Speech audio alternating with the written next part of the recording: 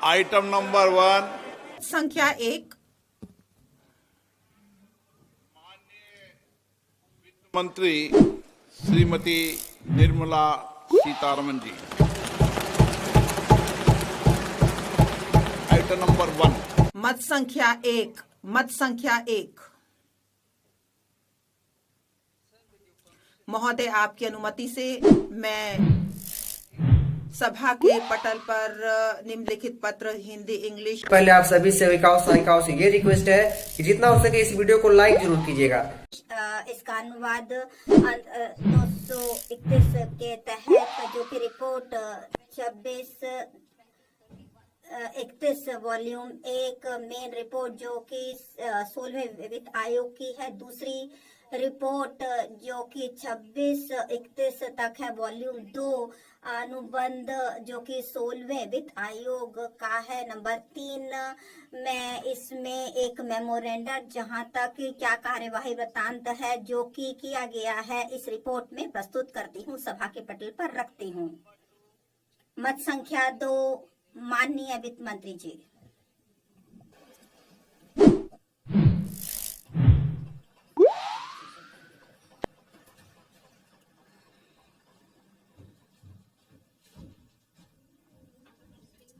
माननीय अध्यक्ष महोदय, आज माघ पूर्णिमा के इस पवित्र मौके पर और गुरु रविदास जी के जन्म अवसर पर मैं वर्ष 2026-27 के लिए बजट प्रस्तुत करती हूँ। महोदय, 12 वर्ष पूर्व जब हमने कार्यभार संभाला तब से भारत की आर्थिक व्यवस्था का मार्ग स्थायित्व, राजकोषीय अनुशासन, सतत विकास और कम मुद्रास्फीति से चिन्हित रहा है। यहाँ तक कि घोर अनिश्चितताओं और व्यवधानों के समय भी हमारे द्वारा चुने गए सुविचारित विकल्पों के बलस्वरूप ऐसा संभव हो पाया है। माननीय प्रधानमंत्री श्री नरेंद्र मोदी जी के नेतृत्व में हमारी सरकार ने निर्णायक रूप से निरंतर संशय के स्थान पर कार्यवाही और वाकपटुता के स्थान पर सुधार और लोक लुभावन दिखावे के स्थान पर जनहित को प्राथमिकता दी है।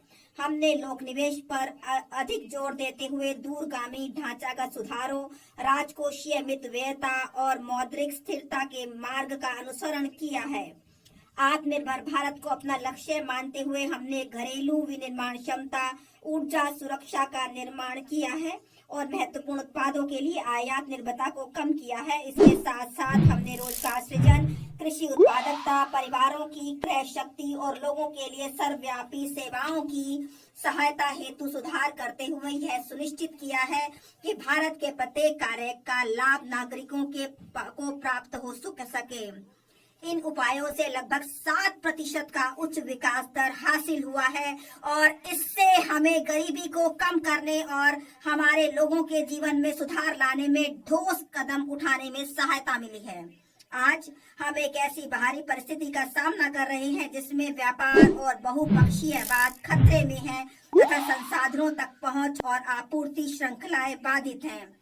नई प्रौद्योगिकियां जल, ऊर्जा, महत्वपूर्ण खनिजों की मांगों को काफी तेजी से बढ़ाते हुए उत्पादन प्रणालियों को बदल रही है। भारत समावेशिता के साथ आकांक्षाओं का संतुलन बनाते हुए विकसित भारत की ओर विश्वास से भरे कदम उठाता रहेगा। बढ़ते व्यापार और पूंजी आवश्यकताओं के साथ बढ़ती अर्थव्यवस्था के रूप में भारत को वैश्विक बाजारों से नजदीकी से एकीकृत होना होगा और अधिक से अधिक निर्यात करना होगा तथा दीर्घकालिक निवेश को भी आकर्षित करना होगा। भाग 1, जब मैं बजट का भाग का आरंभ कर रही हूं, मैं विश्व की सबसे बड़ी अर्थव्यवस्थाओं में से एक बनने की दिशा में आगे बढ़ने में बड़ी मजबूती के साथ हमारे साथ खड़े रहने के लिए लोगों के प्रति अपना आभार व्यक्त करती हूं। हमारा लक्ष्य है कि हम विकास के लाभ प्रत्येक किसान, अनुसूचित जाति, अनुसूचित जनजाति, घुमंतु, युवा, गरीब, और महिलाओं तक पहुंचाना सुनिश्चित करते हुए आकांक्षा को उपलब्धि तथा संभावना को कार्य निष्पादन में परिवर्तित करें। विकसित भारत युवा नेता वार्ता 2026 में हमारे प्रधानमंत्री जी के साथ अनेक नवोन्मेषी विचार साझा किए गए, जो कई प्रस्तावों का आधार बने हैं, जिससे एक युवा शक्ति संचालित बजट बन गया है। हमारी सरकार का संकल्प हमारे गरीब, शोषित और वंचितों पर ध्यान देना है। इस संकल्प को पूरा करने तथा यह देखते हुए कि कर्तव्य भवन में तैयार होने वाला यह बजट पहला बजट है, हम 3 कर्तव्यों से प्रेरित हैं। हमारा पहला कर्तव्य उत्पादकता और प्रतिस्पर्धा को बढ़ाते हुए आर्थिक विकास को तेज और सतत बनाए रखना तथा विश्व में बदल रही परिस्थितियों का सामना करने की क्षमता को विकसित करना है। हमारा दूसरा कर्तव्य हमारे लोगों की आकांक्षाओं को पूरा करना और उनकी क्षमताओं का निर्माण करना है, ताकि वे भारत की समृद्धि के विकास में मजबूत सहयोगी बन सकें। हमारा तीसरा कर्तव्य, जो सबका साथ सबका विकास के हमारे दृष्टिकोण के अनुरूप है, यह सुनिश्चित करना है कि अर्थपूर्ण भागीदारी के लिए प्रत्येक परिवार, समुदाय, प्रदेश और क्षेत्र की पहुंच संसाधनों, सुविधाओं और अवसरों तक हो। इस त्रिआयामी दृष्टिकोण के लिए एक सहायक परिवेश की आवश्यकता होगी। पहली आवश्यकता ढांचागत सुधारों की गति को निरंतर, अनुकूलन और प्रगतिशील बनाए रखना है। दूसरा, एक मजबूत और समुत्थानशील वित्तीय क्षेत्र, बजट जुटाने, दक्षतापूर्ण पूंजी आवंटन तथा जोखिमों के प्रबंधन का आधार है। तीसरा, आर्टिफिशियल इंटेलिजेंस एप्लीकेशन सहित अति उन्नत प्रौद्योगिकियां सुशासन में सहायक। हमें विश्वास है वीडियो को लाइक करके चैनल को भी सब्सक्राइब कर लीजिएगा। चलिए हम लोग बिना देरी किए शुरू करते हैं। बजट 2026 के ताज़ा आंकड़ों और आपकी जानकारी के आधार पर यहाँ बता दें, बजट 2026 आंगनवाड़ी और आशा कार्यकर्ताओं की हुई बल्ले बल्ले। मानदेय में ऐतिहासिक वृद्धि और भारी भरकम बजट आवंटित किए गए हैं। नई दिल्ली 1 फरवरी 2026।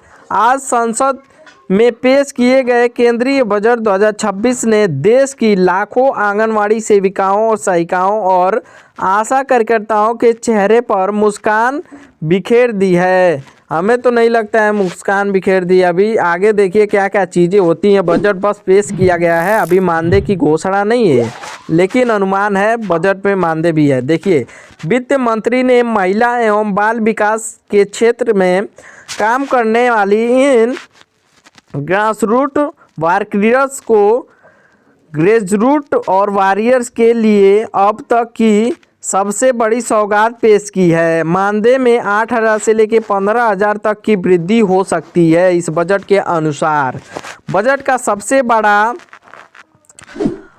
आंकड़ा है कि मानदेय में की गई भारी वृद्धि है। लंबे समय से चल रही आ रही मांगों को स्वीकार करते हुए सरकार ने अलग अलग श्रेणियों में मानदेय में 8,000 से लेकर 15,000 तक बढ़ाने का फैसला किया गया है। इस बजट के अनुसार आंगनवाड़ी कार्यकर्ता इनके मानदेय में विशेष वृद्धि की गई है, जिससे अब इनकी कुल आय 15,000 से लेकर 18,000 से सम्मानजनक स्तर पर पहुंच जाएगी। देखिए, ये राज्य सरकार केंद्र सरकार दोनों का मिला के बोला जा रहा है। और देखिए, आशा कार्यकर्ता स्वास्थ्य सेवाओं की रीढ़ मानी जाने वाली बहुओं के लिए फिक्स्ड मानदेय साथ साथ टैक्स आधारित इंसेंटिव में भी बड़ी बढ़ोतरी की गई है। इस वृद्धि से न केवल इन महिलाओं को आर्थिक स्थिति सुधरेगी, बल्कि उनके सामाजिक सम्मान में भी इजाफा होगा। महिला एवं बाल विकास मंत्रालय को भी मिला भारी भरकम बजट। देखिए कितना बजट मिला है। वित्त मंत्री ने बजट भाषण के दौरान घोषणा की है, इन वर्ष महिला एवं बाल विकास मंत्रालय MWCD के लिए आवंटन को बढ़ाकर लगभग 32,000 करोड़ से अधिक कर दिया गया है। इसमें से सक्षम आंगनवाड़ी और पोषण 2.0 योजना के लिए विशेष फंड रखा गया है। योजना का नाम मिशन शक्ति 3,800 करोड़। प्रमुख फोकस महिलाओं की सुरक्षा और सशक्तिकरण। देखिए, सक्षम आंगनवाड़ी एवं पोषण 2.0 के लिए 24,000 करोड़। कुपोषण मुक्त भारत और आधुनिक केंद्र मिशन बालकल्प 1,1800 करोड़।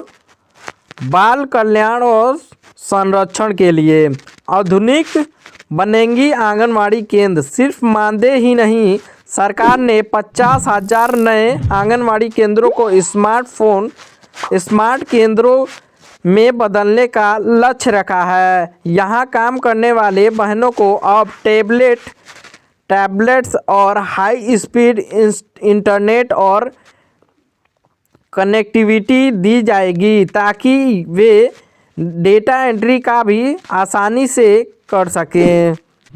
निष्कर्ष, विकसित भारत की ओर एक मजबूत कदम। बजट 2026 में यह साफ करता है कि सरकार विकसित भारत के निर्माण में महिलाओं की भागीदारी के सर्वोपरि मानती है कि